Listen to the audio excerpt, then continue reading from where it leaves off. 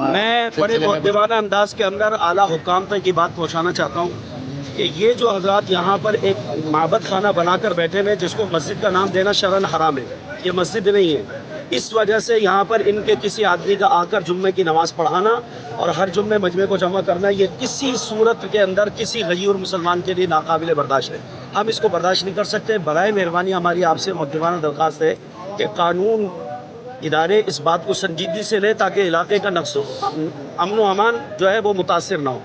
और कोई ऐसी चीज़ पैदा ना हो जो इलाके के अंदर बाद में संभालना मुश्किल हो जाए। तो हमारी दरख्वास्त है तमाम आला हुक्काम से कि ये सारे के सारे मुसलमान गयूर मौजूद हैं जो ख़त्म नबूवत पर ईमान रखते हैं और ख़त्म नबूवत हमारे ईमान का वो हिस्सा है कि जिसके ऊपर हम सारे के सारे अपना सब कुछ कुर्बान करने को तैयार हैं।